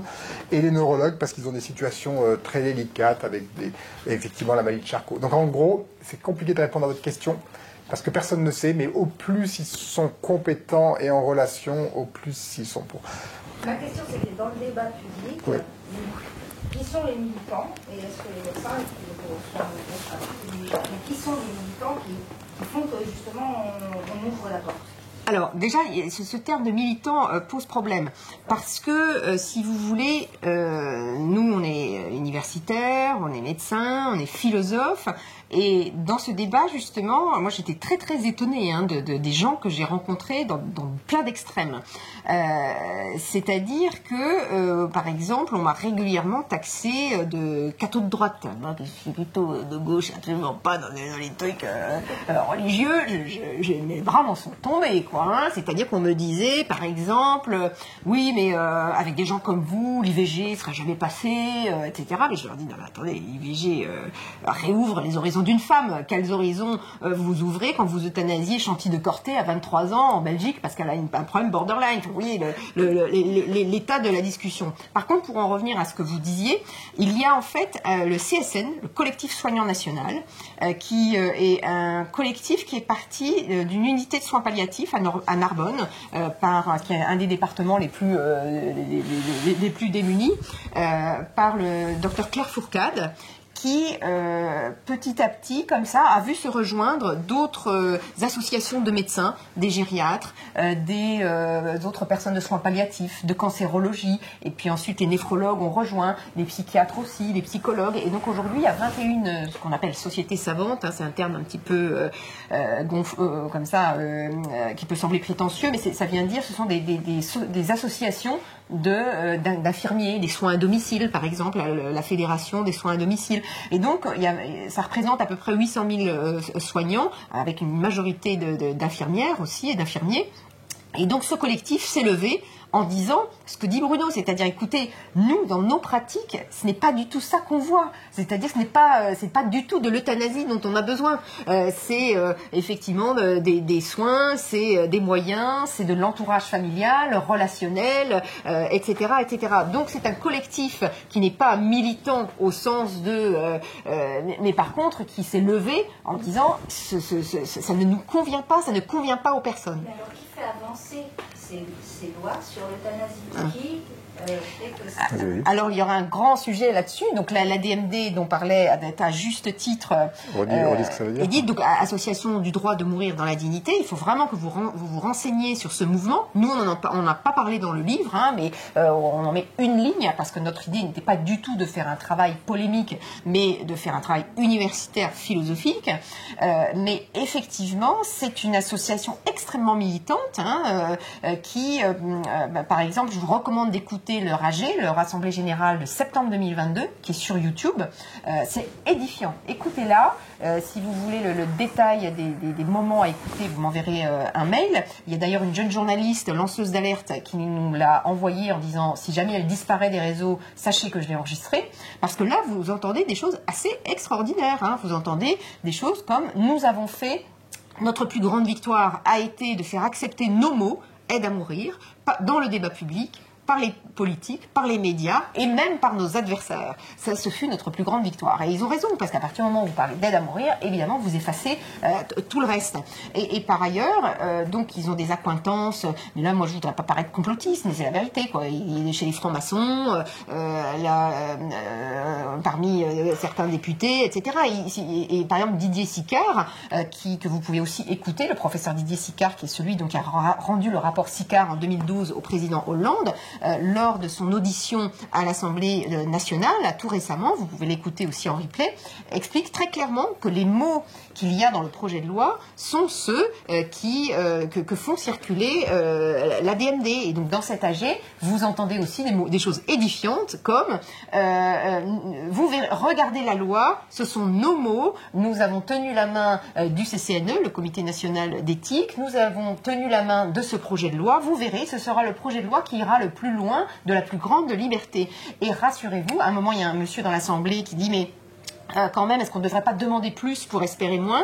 Et là, dans l'Assemblée de Sébicieux, l'un d'entre eux répond « mais non, non, non, c'est notre stratégie, nous ferons comme nos voisins belges, nous irons pas à pas, nous ouvrirons plus tard, etc. etc. » C'est absolument édifiant. Donc, il y a effectivement un militantisme très actif, avec beaucoup de moyens financiers aussi. Toutes les vidéos que vous voyez, les films sont beaucoup produits par eux.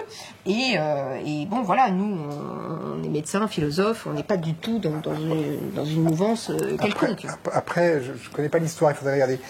1980, le sida arrive, et là, il y a deux mouvements qui se mettent en place, les soins palliatifs, et puis un autre mouvement qui est l'association... Je pense que la DMD, ça vient de cette époque-là. Il y a eu une scission entre soins palliatifs et la DMD. La DMD, leur valeur, c'est la liberté, c'est l'individu.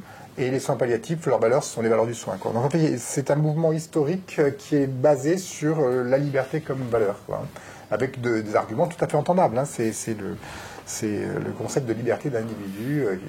Enfin, pour votre information, à l'instant, en ce moment, il y a une grande réunion à la mairie de Paris. Oui, ah oui, bien sûr, bien sûr.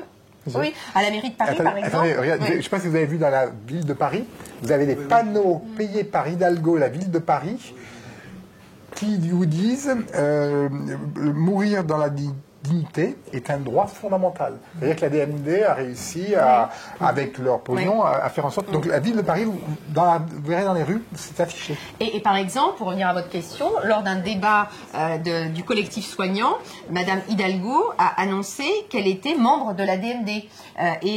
Monsieur Romero, qui est un de ses adjoints, ou je ne sais pas quel poste il a au milieu de tout ça, est l'ancien président de la DMD. Et donc, ils ont mis les affiches dans Paris, au nom du contribuable, favorable, faisant la publicité de la DMD, et il annonce sur les réseaux très clairement, puisque nous ne faisons que rendre honneur aux Français qui sont pour 90% favorables à ces projets de loi. Mais là encore, c'est 90% de gens qui mélangent être soulagés et recevoir une piqûre mortelle. Ouais. Après, là, c'est un sujet, vous voyez, c'est un sujet tellement civilisationnel et philosophique qu'on peut en parler. En fait, il faut à peu près, je pense, 5 heures pour arriver au bout de ce sujet. Non, mais je veux dire, on est gêné. Là, on est en train de faire croire que la DMD sont très méchants. C'est pas du tout ça qui se passe. Non, mais c'est-à-dire que je vais insister sur un point. En fait, il n'y a pas 2 camps, il y a 3 camps. Il y a un premier camp qu'on va dire le camp nature. Deuxième camp qui est le camp liberté. Et le troisième camp qui est le camp valeur du soin ou vulnérabilité partagée. Quoi. Il y a 3 camps. Il n'y a aucun méchant. Il faut faire de la métaéthique dans ces cas-là, c'est-à-dire se poser la question des présupposés philosophiques de chaque camp. Et le camp liberté a totalement raison dans son périmètre et avec ce qu'il soutient. Donc le premier camp, c'est en fait la personne qui dit la nature est bonne, je laisse faire la nature, ou encore Dieu est bon, Dieu a fait la nature est bonne et je laisse faire les choses et donc je considère qu'il ne faut pas toucher. Donc ça c'est un premier camp, on va dire le camp nature, et ils ont totalement raison de penser ça. Hein. Moi quand je suis médecin, si la glycémie est à 4 grammes par litre, je considère que la nature a des lois et que je vais ramener la glycémie de 4 grammes à 1 gramme et donc je me réfère à la nature. Où je ne demande pas à un enfant de 3 ans d'aller faire maths sup, maths spé parce que la nature a ses lois et qu'il ne pourra pas y aller si jeune. Donc en fait, il y a un camp nature et souvent religieux et souvent conservateur. Mais c'est tout à fait entendable. Il y a un deuxième camp qui est liberté. Individu, maîtrise, etc. Et là où c'est assez marrant, entre guillemets, c'est que c'est plutôt la gauche, les écolos et le centre libéral. Ça matche beaucoup, hein, c'est pas tout à fait exact parce que l'extrême droite est partout, etc. Mais plutôt ce camp-là. Et en fait, ce camp-là croit que c'est le progrès. Il pense que c'est le progrès et que c'est le sens de l'histoire. Et nous, ce qu'on soutient, c'est qu'en fait, ils sont piégés dans le paradigme philosophique moderniste, classique. Ils sont piégés dans le paradigme qui nous vient de Descartes, Galilée, la modernité. C'est-à-dire qu'ils prennent appui sur la liberté, l'individu, la maîtrise, l'indépendance. Et quand vous prenez l'euthanasie, c'est tous ces critères-là qui ressortent. C'est les critères de liberté, je fais ce que je veux, là. Et donc, en fait, le grand paradoxe, c'est que ce sont ces matrices de pensée qui ont, depuis le Xe siècle, détruit le monde, créé des guerres au XXe siècle, détruit le vivant, détruit la nature. Les écolos pensent faire un pas en avant, ils ne se rendent pas compte qu'ils sont en train de participer à la destruction du monde. Alors c'est là où c'est très étonnant. Et je pense vraiment que la gauche se plante. Je pense qu'elle se plante. Et donc la DMD, vous avez beaucoup de PS, vous avez beaucoup de... Et moi, je ne sais plus trop ce que veut dire la gauche ou la droite, mais quelque part, je suis très surpris parce que j'avais tendance à penser comme eux, sauf que je pense qu'ils se plantent, ils réfléchissent à l'envers. Donc il y a un deuxième camp qui est ADMD, individu, liberté. Il y a des gens... il y a plein de PS, d'écolos qui sont de bonne foi là-dedans. Il y a tout la LFI qui est là-dedans. Le centre, donc ça, c'est le deuxième camp. Et après, il y a un troisième camp. Et quand Macron a sorti la loi, il pensait que ça allait être le camp religieux qui allait sortir comme pour le mariage pour tous. Il pensait que ça allait être comme pour la PMA, que ça allait être les cathos de droite qui allaient sortir. Et il a été très emmerdé parce que ce sont les camps valeurs du soin qui sont sortis. Ceux qui disent, attention, nos vulnérabilités cumulées, notre monde commun, prenons-en soin. Et c'est pas du tout parce que le médecin veut pas le faire, c'est pas ça. C'est parce que n'importe quelle personne, qu'elle soit bouddhiste, athée, hindouiste, ça la répugne. Si vous avez un visage en face de vous avec un regard buté, ça vous répugne, mais ça vous ferait pareil pour vous, pour ici, c'est un geste absolument particulier. Donc en fait, Macron pensait que ça allait être les cathos de droite, et en fait, ce sont des chefs de service de médecine qui sont sortis au nom des valeurs du soin, du monde commun, de la civilisation qu'on veut avoir. Et en réalité, la question qui se pose, c'est quel monde on veut. Est-ce qu'on veut un monde basé sur la maîtrise, la pulsion de mort, le nihilisme, l'indépendance, c'est-à-dire la modernité classique, qui a eu sa grande richesse, sa grande force, mais qui est en bout de course, ou est-ce qu'on passe à un nouveau monde commun basé sur les valeurs du soin? Donc en fait, ce ne sont pas des méchants, ce sont des personnes qui ont comme point d'appui le classicisme moderne et qui pensent être progressistes alors qu'ils sont en train de détruire le monde. C'est leur ambiguïté. Et effectivement, leur représentation de la liberté, c'est une liberté ancien modèle, c'est-à-dire la liberté qui disait où je veux, quand je veux, ma liberté s'arrête là où commence celle de l'autre, il n'y aura aucune conséquence, aucun implicite, je ne forcerai personne, etc. Donc c'est une liberté de cloisonnée, une liberté de déliaison qui se coupe des autres. Alors qu'aujourd'hui, on sait très bien qu'on est tous interdépendants et que quand je fais un choix d'acheter tel vêtement, tel iPhone, tel je ne sais quoi, ou que j'allume mon chauffage à fond, je sais très bien que ça a des incidences sur le collectif, sur des gens qui sont à l'autre bout du monde, quand on achète des fringues, etc. Donc aujourd'hui, cette représentation de la liberté qui serait complètement déliée, où on serait chacun à bord de son petit véhicule sans gêner personne, c'est complètement has-been. On sait très bien que la liberté aujourd'hui, c'est une liberté reliée, et même le fait qu'elle soit reliée, c'est une liberté désirable. C'est-à-dire que c'est comment je permets à l'autre aussi d'accéder à certaines choses, comment on est tous en lien les uns les autres. Et donc, on n'est pas que des autonomies comme ça, complètement déliées, des autonomies pures, on est des trans-autonomies, c'est-à-dire que qui a rendu le monde possible ici pour que j'arrive, qui a installé cette table, etc. Donc, nous sommes que des codépendances les uns les autres. Et aujourd'hui, c'est une autre philosophie qui est en effet celle des valeurs du soin, qui, elles, nous font reconnaître cette interdépendance, le fait de rendre le monde habitable pour l'autre, le fait de se décentrer, etc. Et que, en effet, et c'est ça la fine pointe de l'humanité, comme on écrit dans le livre, c'est-à-dire que la fine pointe de l'humanité, comment on rend le monde habitable, comment on se décentre sur l'autre, comment on crée les possibilités pour l'autre d'inventer une autre identité que celle qu'il imaginait au démarrage, ou elle imaginait, et donc comment nous sommes comme ça dans un monde commun, fait de co-appartenance, de codépendance, et c'est ça la fine pointe de l'humanité. Et effectivement, elle est sûrement pas au bout d'une seringue. C'est toute notre question. Voilà, donc le 31 mai et surtout le 1er juin, on fait une journée où on va en parler pendant 6-7 heures avec beaucoup de spécialistes, des personnes contre, etc. Donc on va faire une vraie journée très universitaire avec des personnes compétentes et des personnes qui sont contre ces arguments de façon compétente. Voilà. Ce sera toute la journée à l'hôpital Sainte-Anne, c'est gratos. Vous allez sur le site de la chaire de philo, ça va être une très belle ambiance, on fera aussi une petite riposte poétique, là, parce qu'on se dit qu'il faut vraiment les artistes, au point où on en est, il faut vraiment que les artistes nous aident. Donc vous allez sur le site de chaire de philo, dis-moi comment tu meurs, je te dirai dans quel monde tu vis. Et donc il y aura des avis contradictoires, il y aura aussi voilà, il va y avoir vraiment des regards croisés, à la fois juridiques, économiques, philosophiques. Et je vous dis quand même une petite chose amusante. Cette semaine, le projet de loi est arrivé, il y a des amendements, les députés ont travaillé et ça a été la folie. Ils ont ouvert la porte en 8 jours plus rapidement que 20 ans dans les autres pays. Tout le monde est tombé à la renverse. Si vous lisez un peu les choses, c'est-à-dire qu'ils ont autorisé les directives anticipées pour marquer dans la loi ce qu'on veut. Ils ont enlevé le terme de court terme, moyen terme et mis maladie en phase avancée ou terminale, c'est-à-dire qu'en gros, on peut être euthanasié très longtemps avant la fin. Ils ont donné la possibilité aux proches de créer l'acte. Ils ont fait rentrer un délit d'entrave si on empêche une personne d'avoir accès au suicide, délit d'entrave, ce qui veut dire que les psychiatres sont vraiment préoccupés parce que ils peuvent être attaqués pratiquement si une personne veut faire une tentative de suicide, etc. Bref, en tous les cas, cette semaine, un truc de dingue s'est produit. C'est ce qu'on imaginait depuis 6 mois, du style la porte entrouverte finira grande ouverte 20 ans après. En fait, ça a été en 8 jours. Écoutez les médias de près.